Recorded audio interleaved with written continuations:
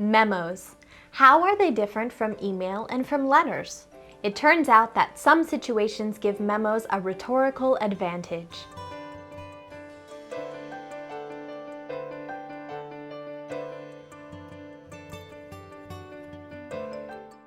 In our age of electronic communication, fewer business professionals write or even read printed memos, yet memos remain a part of many organizational cultures. President John F. Kennedy saw the value of memos in his day. Arthur Schlesinger, who served as court historian for JFK, quoted him as saying, "I have discovered finally that the best way to deal with state is to send over memos. They can forget phone conversations, but a memorandum is something which, by their system, has to be answered."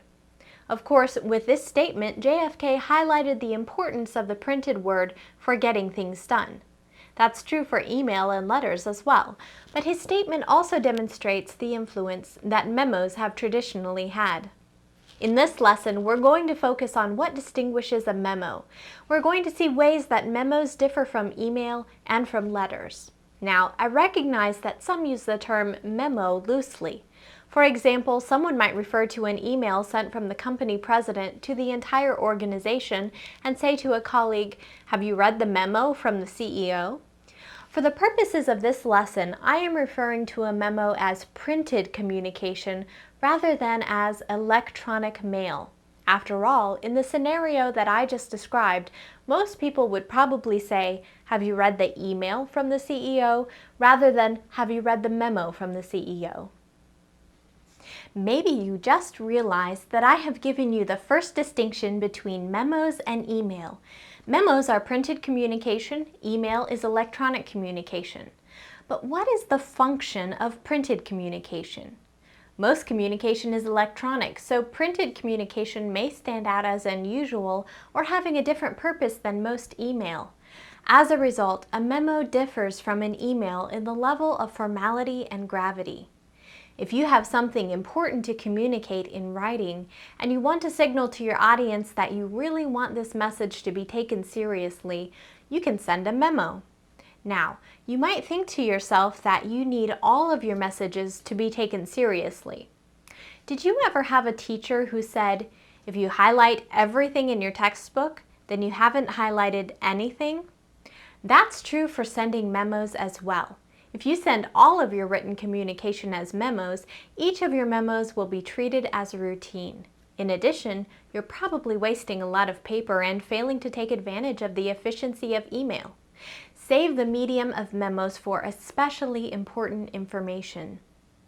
Another distinction from email deals with salutations and closings. I realize that you may drop greetings and closings from most of your emails, but the general standard for memos is to omit them entirely. So memos do have some important differences from email.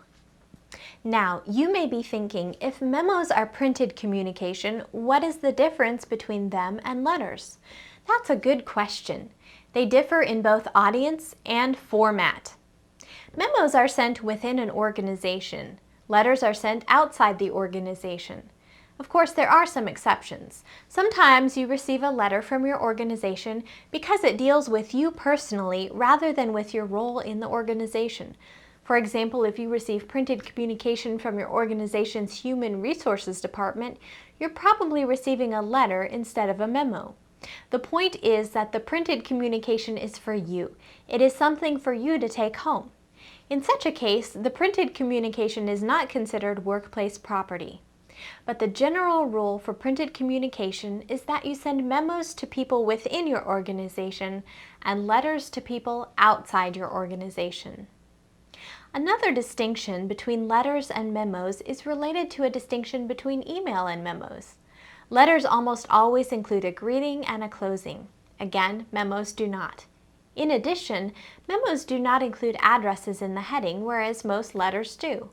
Also, a memo includes a subject line. Most letters do not. Memos may also differ from letters in length. I cover that possibility in my lesson on writing and formatting powerful memos, which would be a good lesson to view next. As you apply the principles from this lesson, however, you will be able to analyze the situation to see whether selecting the memo rather than email or a letter can serve you and your audience better.